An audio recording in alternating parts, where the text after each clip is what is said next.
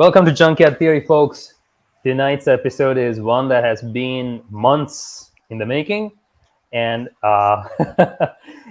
this is probably the biggest episode in terms of the number of people I've had on a single episode ever. And I have five people here, probably going to be six. But the most amazing thing is this is the cast and crew from the third episode of the second season of Little America, the first episode or anything on television to depict a Sri Lankan immigrant family story. Anything related to Sri Lanka on American national TV. And I have the cast of Little America here. Everybody, thank you so much for coming on board. Bernie, alumni status 5 stars. I'm going to induct you into the Junkyard Theory Hall of Fame one of these days. We got Anuradha, Isuri Wijesundara, Thushari, and of course our casting director Keertana Sastry. Welcome, guys. Ayubowan and Namaste. Ayubowan. Namaste. Guys, first of all, congrats on such an amazing episode. Like being in Sri Lanka, being Sri Lankan, seeing an episode like this for the first time, it gave me all the right feels for all the right reasons. Being a Sri Lankan, seeing Sri Lankan immigrant families portrayed the way that they were so accurately, from everything to the family behaviors, mannerisms, the dynamics, like what people take away from their motherland and take it all the way out there to the West and how they function. All those dynamics are portrayed amazingly well. And being a Sri Lankan, I loved watching this because we very rarely get Sri Lankan representation on American television, American media at all, in any media, actually. I mean, you ask people to point out where Sri Lanka is on a map, and they're like, is that a part of India? Yeah, I'm pretty sure everyone's had that question asked from them like at least once. But this, I think, took it's placing Sri Lanka on the map, and there's a lot of people that we got to be thankful for. But before we get in there, I wanna go right into it. Keertana, would you like to start and talk to us about how this episode came to be?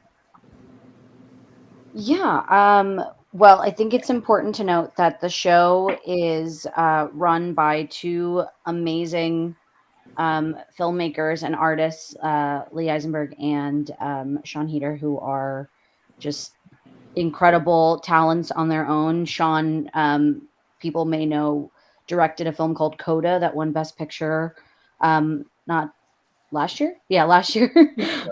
So clearly, like, very talented people, and the show was also born, if you will, because of Kumail Nanjiani and Emily Gordon. So, coming on to the project with the team that I work with in casting, it was very exciting because it is a show that's all about real people and real stories, and depicting those stories as authentically as possible. So, that comes with its challenges, but it also comes with really high rewards because we get to be, I get to brag and say, like, we get to be as authentic as humanly possible on TV, which is not always the case. So, when we signed on, we got this episode, like one of the first things that we did was make sure that we had conversations with our cultural consultant, who hopefully will join us later today, and make sure that just going into the casting process that we're doing it right. And then you start a search, basically. I mean, the first thing we knew we had to do was find Isuri to find our lead, and we were so excited that we found Isuri.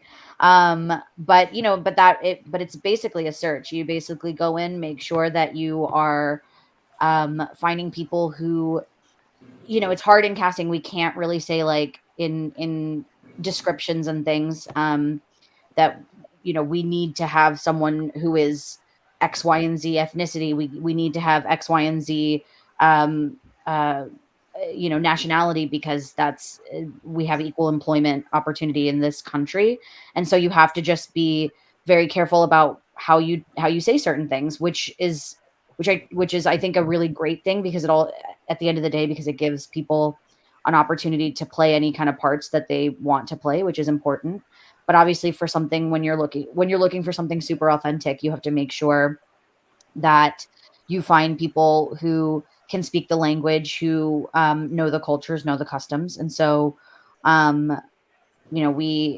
we did a search, basically, and Isuri fell into our laps, and we were thrilled, because she's amazing, and I'm very excited for when she starts talking. But we got her tape, and we were like, wow, she's so great. And then we got to have her on a Zoom callback with our team, which was crazy. Which I'm sure was very overwhelming. But it was pretty clear by the time she logged off. We were like, I mean, that is a special talent. And it was kind of a no-brainer at that point. But and then, I mean, it's so funny. I just met Bernie in person last night for the first time at an event that we both happened to be at. And he, for our team at least, he was like number one of like, can we get Bernie White to do this? Because it would just be such a treat and a privilege for him to do this. And he agreed, and he was busy on another show, and we got him on a Zoom, and we were talking to him, and he was excited to do it. We were like, yes, this is the greatest moment ever. So, it was, and we were able to work it out with the other show, and thank God, because I don't think that this episode would be the same without a very special talent like Bernie White. I was also saying before we started recording, I also got to be on a Zoom and do the audition with Thushari, which was such a treat, because Thushari comes in with just like the best energy in the world. It's always about like positivity and support, and like, let's just have fun. And so the moment we got on the Zoom and we started like reading with each other and talking, it was just like, it's just joy. It just like radiates off the Zoom. So, again, it was another situation where I was like, yeah, everything started coming into place really, really easily, especially once like Isuri and Bernie were on board. Like, everything started coming into place so easily. But this is a process where, again, it's one of the first times where we actually have the opportunity to sit down and say, okay, are we being authentic? Are we being real? Are we dedicating ourselves to the real story here, and making sure that we're doing that justice? Because that's the important thing, is making sure we're doing that justice. So, and that's not always a situation when you're in the casting process. You kind of just have to just cast people and go. But this is a very special opportunity that we got to have. That's amazing. And we have Nayomi in the waiting room, and I think I'm gonna have to pop somebody out in order to add Nayomi onto the room. So can I pop out? I'll pop out. Anuradha, do you want to pop out? Yeah, okay. And then just log back in? No, I'm gonna put you onto the waiting room. You'll be here on the call. I'll switch you back in. All right. Welcome, Nayomi. Hi. Hello. Hi. Take your hair out. Ooh. Very short. So nice to have you on the show. Thank you. You look beautiful. Thank you, Bernie. It's lovely to see everyone. Okay, while you're talking, while Naomi's introduced herself, I'm just going to go get a visual aid. 1 second.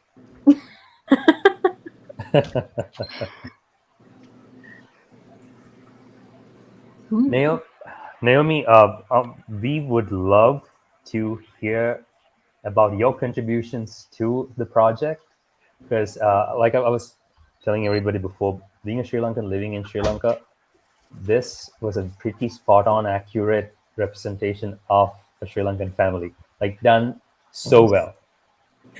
Everything was done so well. And oh, there we go. Bernie's holding up the books.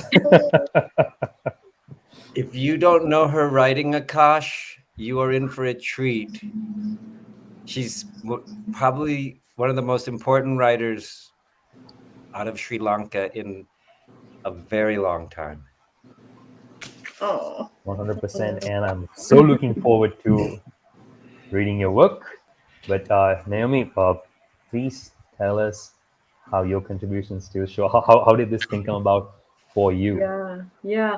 Well, they hired me as cultural consultant. So my job was to work closely with Hinge, who is the director, to make sure that it was specifically Sri Lankan, right? So what this meant was saying no Bollywood dancers, no to many different pieces, no to parathas, no, we're gonna have coconut roti, things that you guys who were doing the actions might not even have known, but like all of those pieces were just like me and Tinge being like, that's not how it works.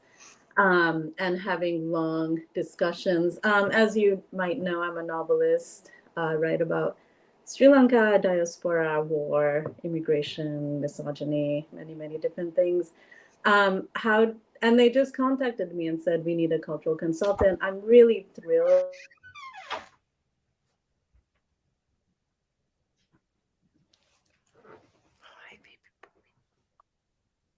Uh-oh. Wait, did you? Oh, Can you guys hear me? Now we can. yeah. Okay, cool. So I was just really thrilled when I got the email that was like, will you work on this show? Hell yeah, I'll work on a show about Sri Lankans in America. Are you kidding? I've been waiting for a very long time to get that kind of call, right? As I think all of us. And what it meant was going through the script pretty meticulously and looking at places where they hadn't got it right. It was a very good script. But you know, you have to be Sri Lankan, right? Like to get the nuances. And the, you know, we pushed, Tinge and I fought for many things to make it specifically Sri Lankan. And we knew it was so important because it's the first time. I don't know anything else that had Sri Lankans in it. Yeah. It is the very first time. And could you talk to us a little bit about some of the nuances besides the food that you ended up changing from, like, you know, what was in the script? My job, Naomi, my character, yes. what I did for a living. Yes. Oh, I'm glad you brought that up because I wasn't sure if I should talk about that. But they originally had him as a musician. And I thought, me and Tinge were like, no, that doesn't feel right for this guy who has come from Sri Lanka to America. He's got to be a doctor or an engineer. And we really pushed for engineer. And then I sent Bernie to go and hang out with my dad, who's a civil engineer. The best. Oh, it's the best. He showed me the bridges he had built. Yeah. So my dad worked in Los Angeles with the county and built bridges for 30 years.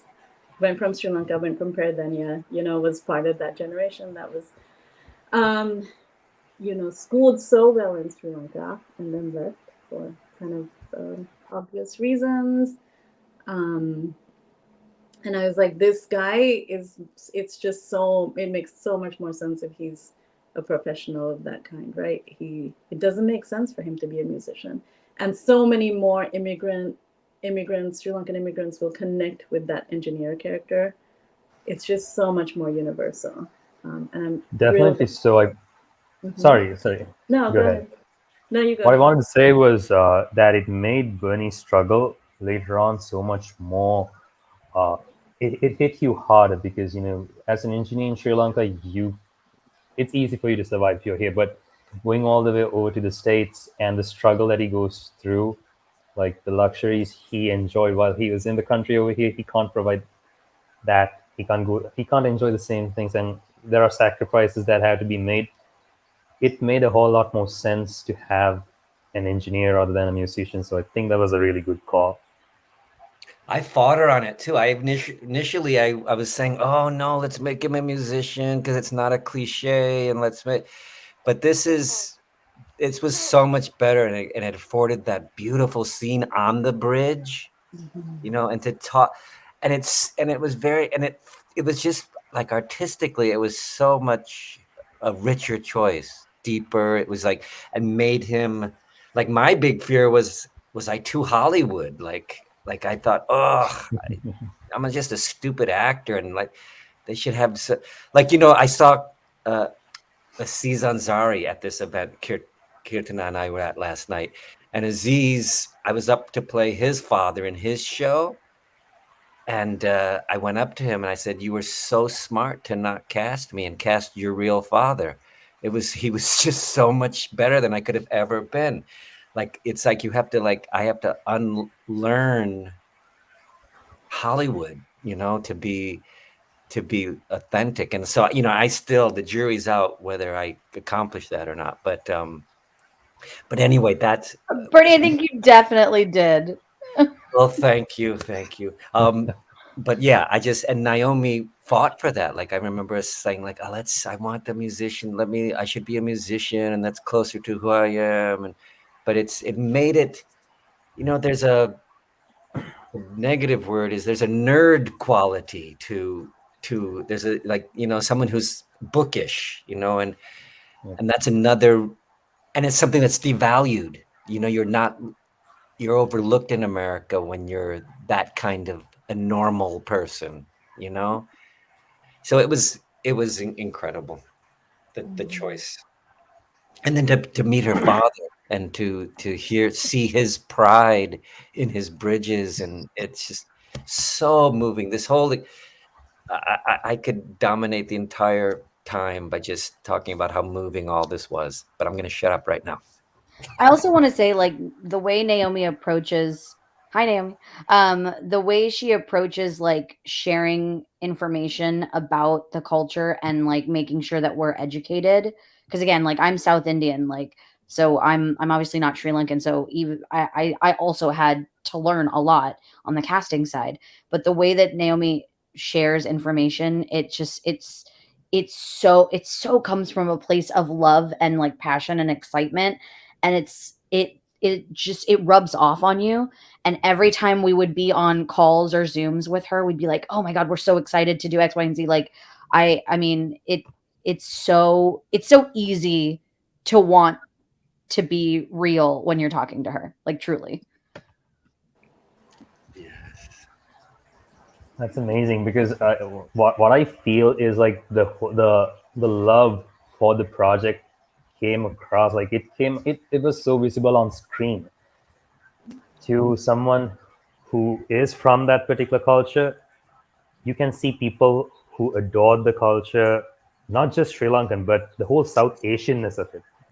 It's visible because we have this thing, you know, if you are a doctor, engineer, lawyer, accountant, you're well off, or else you're a failure, whatever other career you choose. You know, it's kind of like a stigma. It's kind of like it's a cliche, and I think that's why, in a way, it works so well. We have broken that cliche. I think Exactly. everybody has broken that cliche, so we're well aware that was the pressure for all of us to be those careers, and we didn't. We all went a very different way.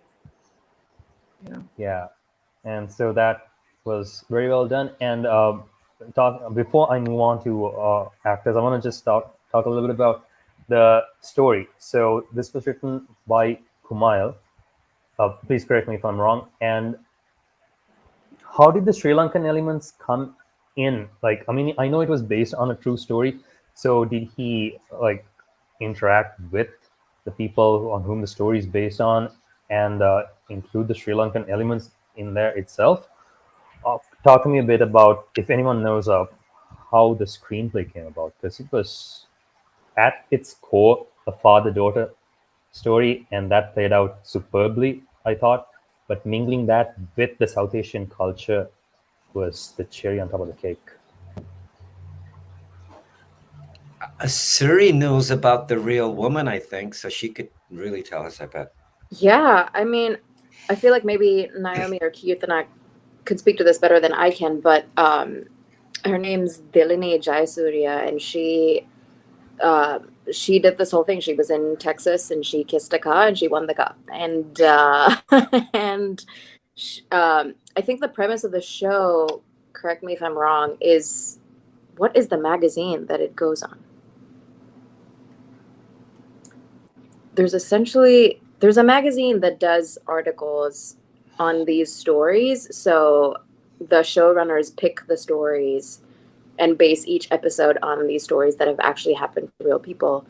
And so the showrunners, lo and behold, decided to pick Dilani's story. And Kumail and Emily wrote the screenplay and was guided by Nayomi and Tinge to be able to get the story accurately to be as Sri Lankan as possible. But these were actual Sri Lankans who went through this real life story. Stories based on Epic magazine, yeah? That it is. That is the one. Gotcha. So that's Amazing. that's kind of how it came to be. I never met Dilani.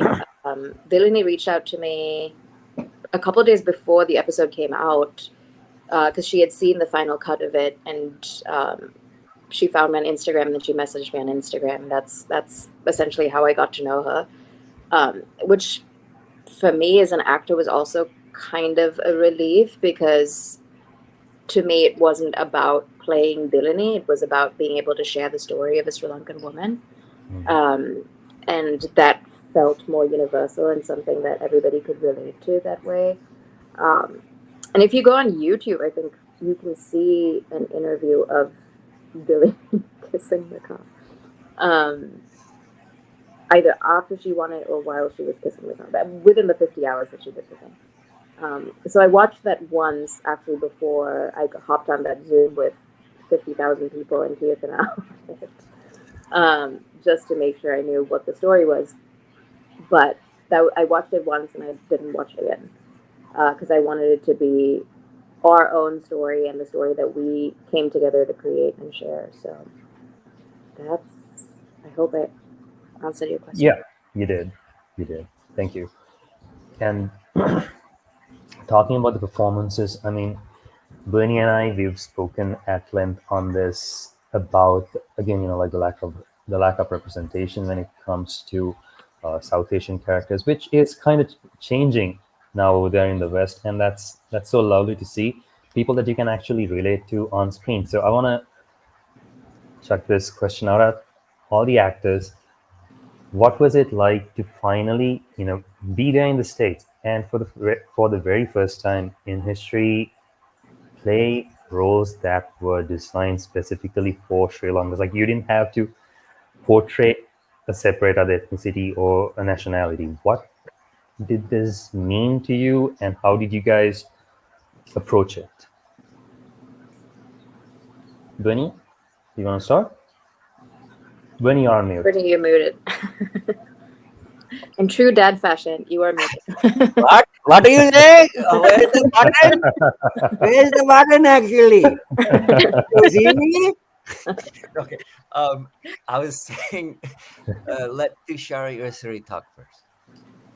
Thushari, do you want to speak? Sure, I'll go ahead first because I want you guys to speak more. I'll just do my.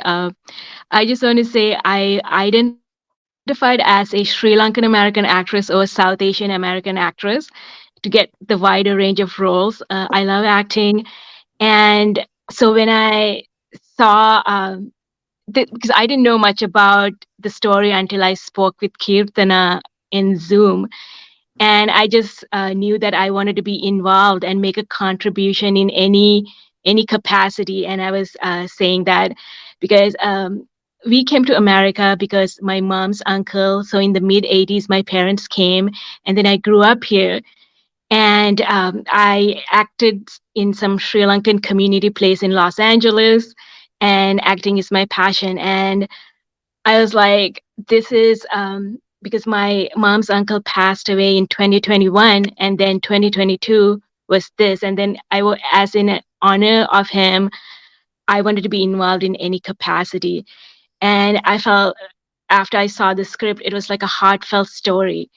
and then working with these phenomenal actors and crew, Isuri and Bernie, and there was Arya, the young Sachini, Satya. Some of them I didn't get to work with personally.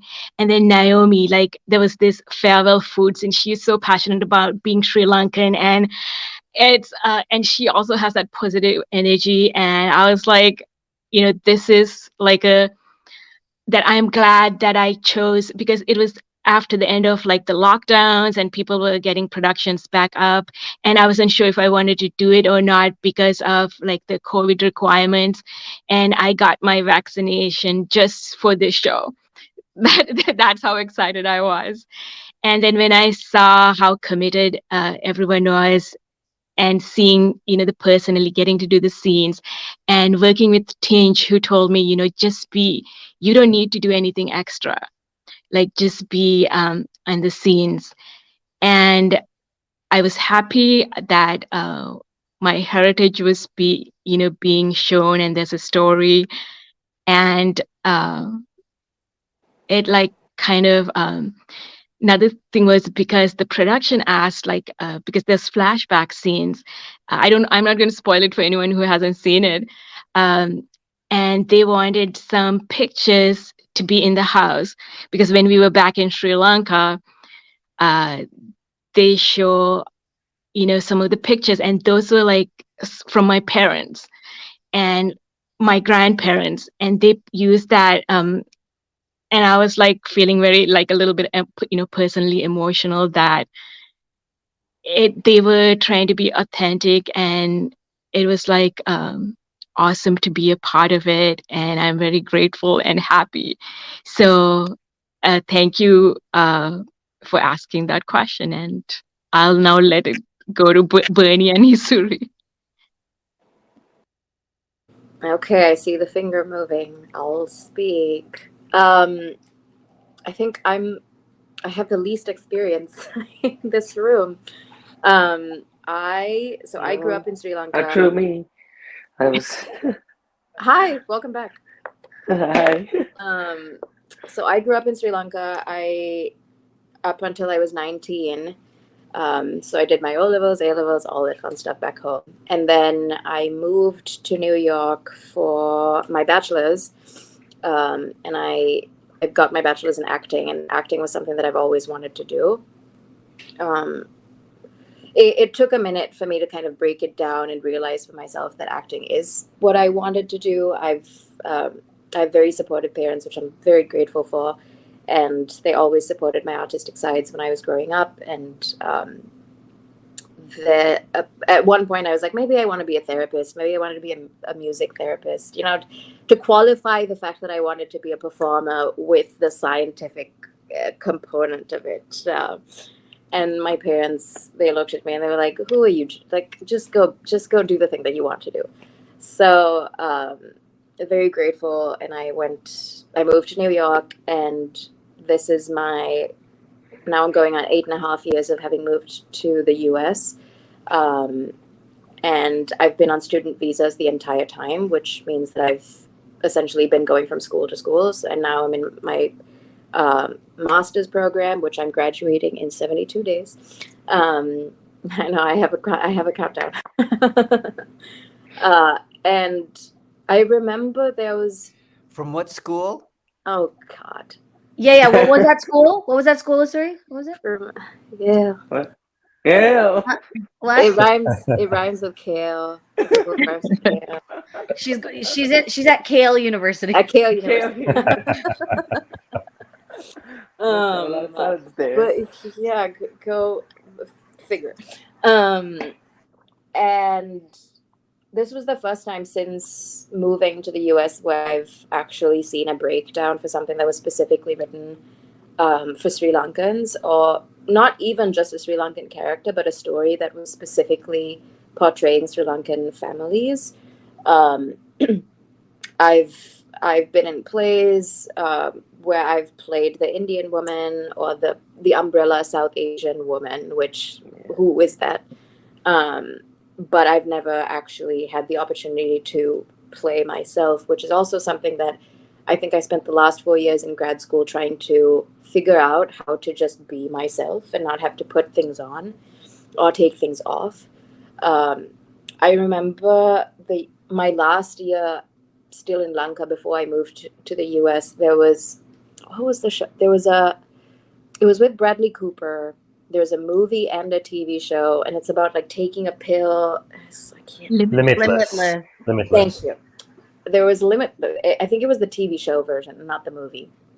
But there was specifically a Sri Lankan character, and he was playing this like terroristy version of a guy who was an IT genius who had all the information and who was the threat to everything that was happening.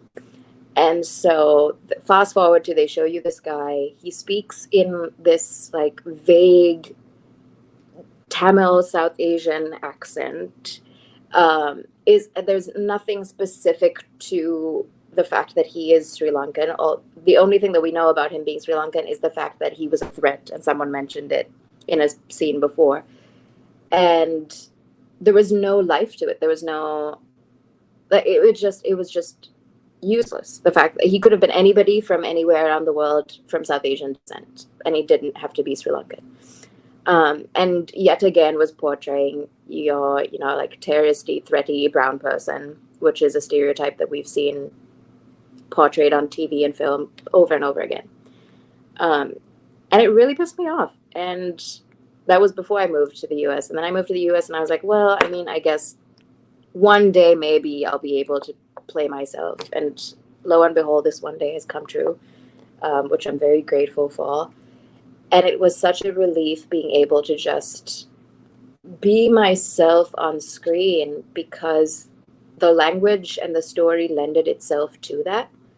It wasn't something where I had to like sit down and dissect with the script. I didn't have to like grab all of my colored pens and just kind of understand what the subtext of each word meant. It was just on the page, like everything was on the page, and it was in a way that my body understood how to showcase the story. And I didn't have to do all of the extra acting homework that you typically need to do if you're doing Shakespeare or Chekhov or literally anything else that's not written for our bodies. So yeah, I was very grateful to be able to do that. And there was the scene that I always talk about to everybody is the scene between Bernie and I, where we play opposite each other at the diner. And I didn't need to do anything. All I needed to do was hear Bernie speak in a Sri Lankan dialect, and it just hit me. Like the emotions just flew out of me, because it brought like all the conversations that I've had with my own father, all the conversations that I've had with all of my uncles, all of the male counterparts of my life. And I didn't need to manufacture a whole backstory to be able to source the emotion that was what you see on screen in that edit. But it was just being present with Bernie and receiving what Bernie was giving me, and us being able to just be ourselves with each other, which was such a gift, and such a rare experience. I feel like we're all going to have in our lifetimes. Take it away. That's a fantastic answer. Thank you. Anu, why doesn't Anu go first? Oh, no, I think you should go. Okay, so my full name is Anuradha Seneviratne, like Isuri, and Seneviratne, but it's too long, so I go as Anuradha Senevi, and I'm fairly new to acting, probably 3 years in now, and but I've been here for like 16 years now. And interesting thing is, you don't see me in this episode, but Bernie was kind enough to get me in here because I got to know him there. I was playing an extra in one of the younger Sachinese scenes, eating with Bernie. And then, but I did actually read for Rehan, but I didn't get the part. So this is the moment he puts me on blast. Yeah, I got you, Keertana. But no, it's all good. And then I had such a great time. Oh my God! Like, I think my life would have been different if it wasn't for that episode, because I got to meet Bernie, and I think he's been such a guidance for me, and I was kind of lost. So that's the story. Go team Wijesundara. Yeah. I was at this with Keertana last night. We were at this. It's called South Asian Excellence in the Oscars, and I could talk forever about that. But I think Tanya Selvaratnam and I were the only two Sri Lankans at the whole event, and that's why Anu is such a wonderful actor. We saw how amazing Thushari and Isuri were. So it's just we don't know who Sri Lankans are yet, in this. And anyway, so this episode. So what was the question? The question is, how did we? I've been in this business for 40 years, I think, and this is the first time in 40 years, first time I got to play a Sri Lankan. And I can't, I just was watching a little of it just to remind myself of what this was. And I can't watch the show without sobbing. And, it speaks on so many levels of, I mean, seeing Isuri kissing that car, it's like almost like a kind of a metaphor of what we've all had to go through. Like, what do we have to do to fit in, to make it? And it's so deep. And seeing the people glaring in through the window, watching her. And then the self, like, we're such humble people, right? We're to a fault. Our country was invaded over and over again, and welcoming with open arms, the invaders. So in this deep way, this episode just like became such a metaphor, and I can't watch it without thinking of my parents' struggles and my parents, the story, the immigration story, and of sacrifice. And so I mean, I just will be completely inarticulate, because and to really depict what I felt about it is if I just break down sob for the rest of the time here, because it's just so moving, of the pain of the immigrant, and specifically Sri Lanka is a very specific place of pain and escaping pain and meeting new pain in another place. I mean, there's such insecurity. There's such there's that feeling, that the line in the show where Sachini says, I'll be happy just to get somewhere in the middle. And that's just heartbreaking of what we settle for. I've been memorizing James Baldwin's letter to his nephew in The Fire Next Time. And he says, he's talking about Black people. He says, you are not expected to aspire to excellence. You are expected to make peace with mediocrity.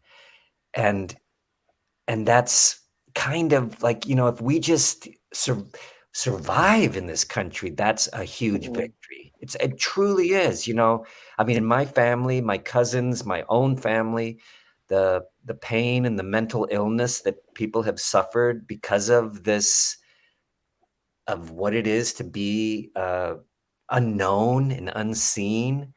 So this episode, and that's why I just and it's just so surprised me, like, why isn't Sri Lanka celebrating this episode in a huge way? Like, you're the first person that has requested an interview, and it's a sin. It's, as my mom would say, it's a bloody sin that this is not. And I don't know, it speaks to something deeper that I think that's within the episode of who we are and where is the community support, and where is, my uncle won the silver medal in the 48 Olympics, and he never felt celebrated by Ceylon. He felt like, oh, what, like they brag about him behind his back, but to his face, he, it's like, I don't know, because of our civil war, because of being colonized, It's something again that's depicted really, really nicely in this episode as well, where no one's really behind Isuri for like the majority of the Kiss the Car competition, but towards the end, when the other contestants keep dropping out and she remains, until she becomes one of the final candidates, she doesn't really get support from even her own family. And that's something that's again very inherently Sri Lankan, where like you very correctly said, this episode should be celebrated over here in Sri Lanka. And until you brought this to my attention, even I didn't really know that this existed, which is such a shame. Well, our community should be sharing, celebrating this, because this is a really big win. And it's something that I don't know whether it's ingrained in our DNA right now, but it's something we can and we should get out of our systems and keep supporting people. And we got to support everybody, and we got to support especially our own people when they achieve something great.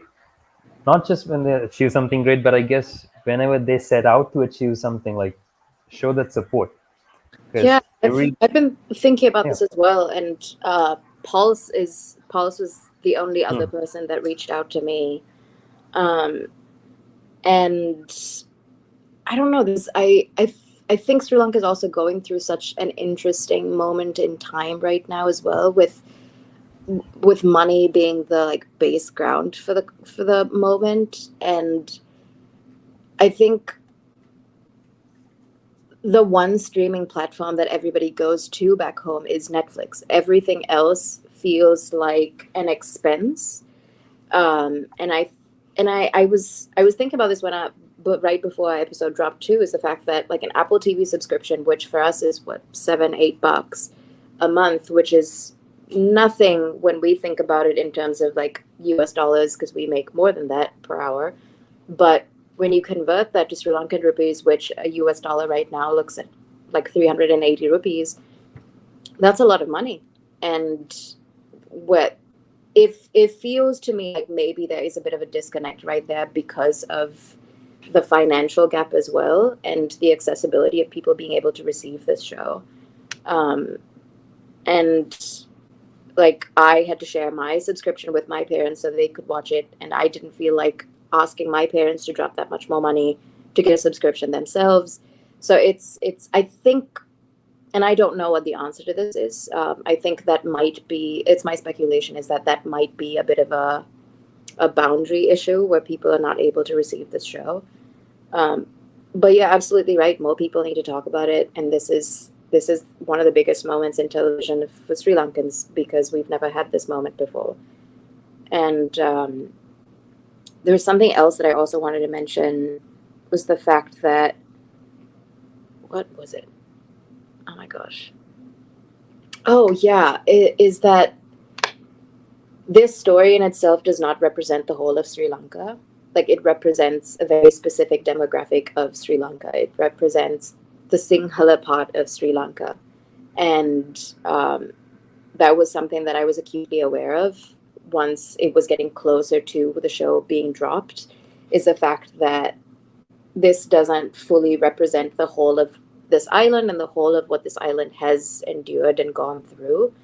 And that is something that Isuri as a person, came to terms with in terms of my moving from Sri Lanka to America too, is the fact that, I come from a decent amount of privilege. I come from a working class background where my parents have worked incredibly hard to be able to make my life very comfortable when I live at home. And that is something that I had to leave behind having moved to America. And that is, I think, also such a core element of this episode, is privilege, and what privilege looks like when you leave a home country and you move to a place where you then become a minority, and what shifting from a majority to a minority looks like And that is something that I think Bernie's character went through as well, and is something that passed on from him to Sachini.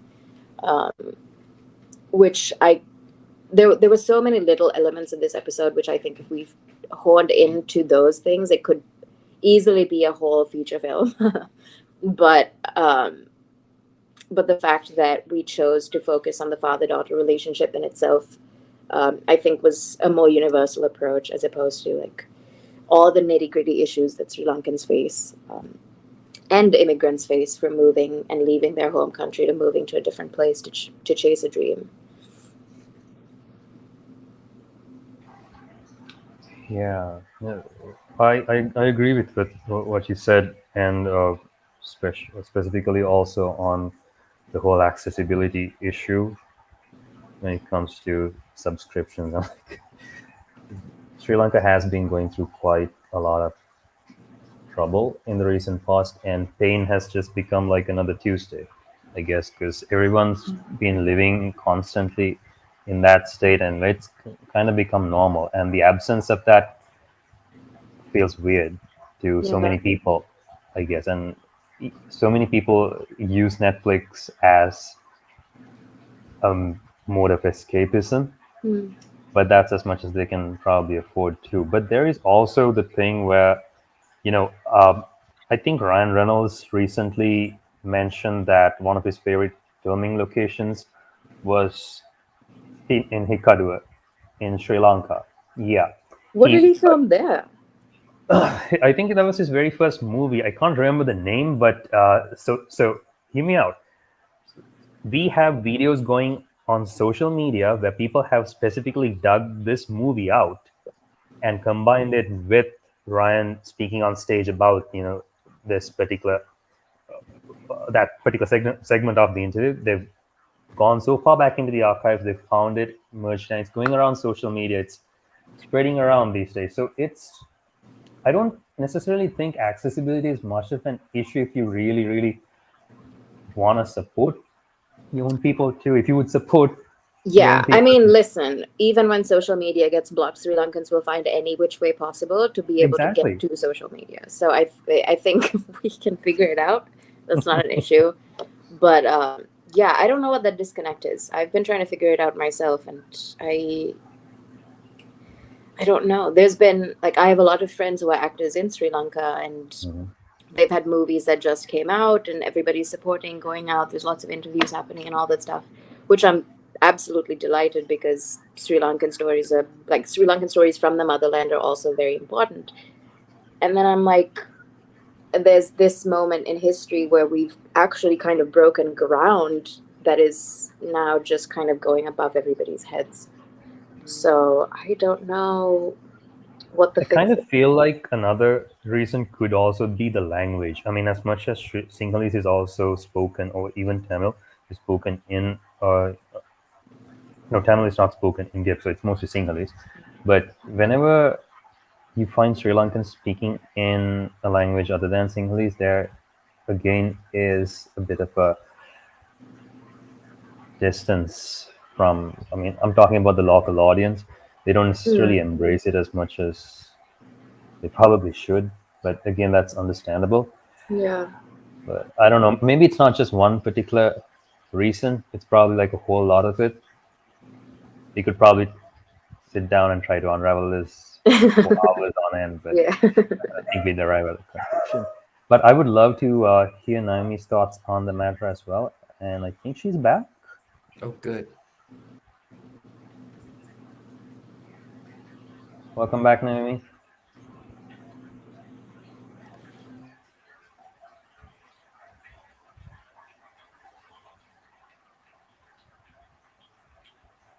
Can we hear Naomi? Hello? Oopsie. Okay. All right. Maybe she didn't hear. I wonder if I should call her and have her talk. That's okay. So before Isuri has, so Isuri's time is kind of limited on this call, so I'm just gonna direct a couple more questions Isuri's way before we move on to everybody else. So, Message, please. yep. Tried. Sorry about that. Right. That's okay. That's okay. Isuri, I gotta tell you, like, fantastic performance once again. Amazingly done. And from the very initial get-go up until the very ending, you wove a very intricate role filled with emotions into the whole dynamic of this movie. And at its core, putting aside everything else, it is a father-daughter storyline. And were there any instances, any examples besides real life that you probably spoke about with Keertana on how to tackle this particular role and approach and make your performance universally appealing, if that makes sense? Yeah. I mean, I have a pretty good relationship with my father. There's nothing that's per se, except for the fact that we're now having a conversation where I'm trying to let go of my gay name. For those who understand will understand, and that's a whole other conversation I'm trying to have with my father. And that's like the most amount of friction that I've had with him, I think. But it wasn't necessarily diving into my own personal experiences to feel these emotions, but I mean, I think it really is a testament to the training that I've gotten throughout grad school, is to be able to fully give myself over to the character and what the character is going through and feeling. And it is. If it wasn't for my training, I don't think I could have done 7 takes of a panic attack in a tiny bathroom at 10 a.m. in the morning. So that I will give all props to this MFA program, which at Cale University.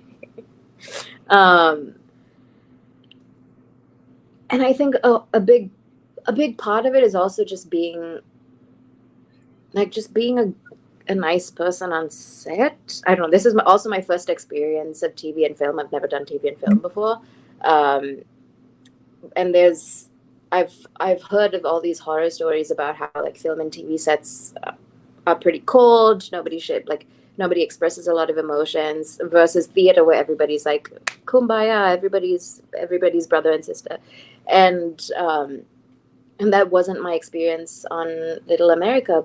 I felt like I got along very well with the crew, and that was also a piece of advice that I got from another one of my friends who I had spoken to before I started working on Little America. He works in film and TV exclusively, so I asked him if there was anything that he could share, and he said, honestly, get a good night's sleep so that you can show up to work and just not be grumpy, and you can make this environment a good place for everybody to work at, because you set the tone. And that's what I tried to do, and I think I built good relationships with everybody in the crew.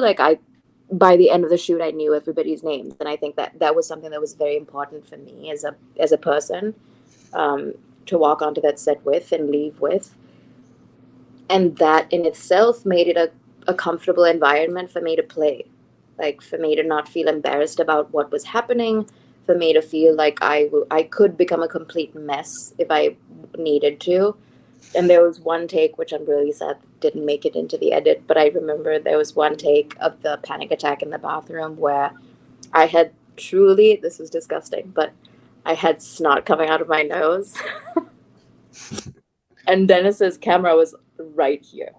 And I was like, please, God, please use this take, because it's so gross, but it's so, it's human. Everybody has snot coming out of their nose, But they didn't use it, unfortunately. But, and if I didn't have a reputation, if I didn't have a good relationship with Dennis, that would have been such an awkward moment. And all I could tell you is that this man traveled to Sri Lanka one time with his wife, and he loves to eat crustables. There's things that I could tell you about every single crew member that I learned throughout those 8 days working on set with them that was important to me, and is something that I learned on this job that I will carry forward. So I think truly just being a good person and just being somebody you can have, being someone who's fun so that everybody else can work with as well. This was, I think, the things that I took into this job.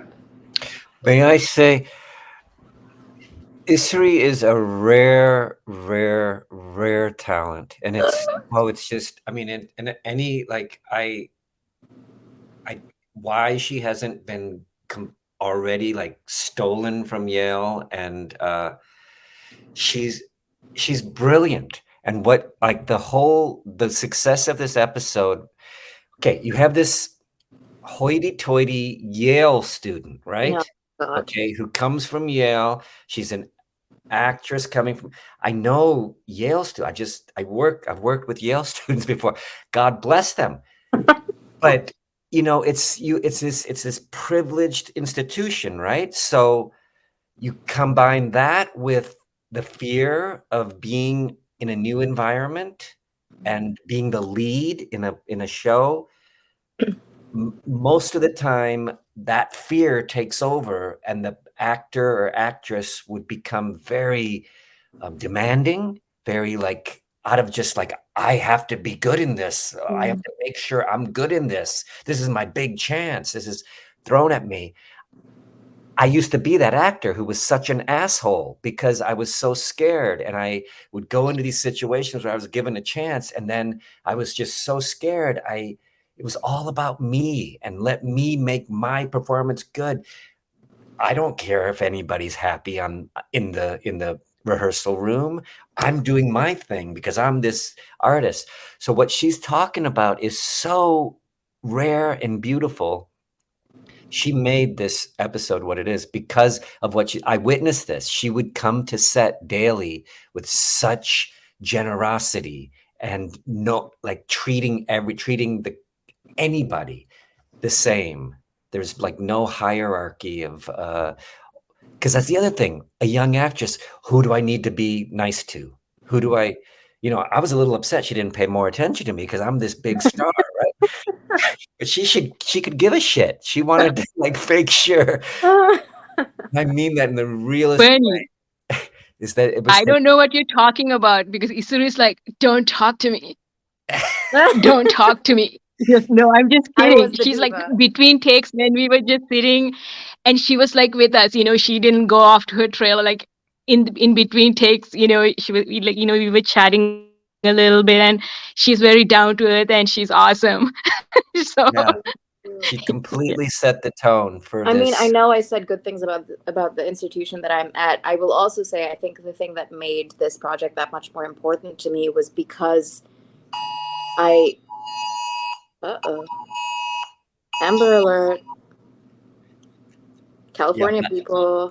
Something. Not on the East Coast. I think it's a weather flash flood. Is that this show gave me everything that this school did not, in terms of like fully accepting me for the body that I'm in and the experiences that I bring into life and the experiences I walk through the world with.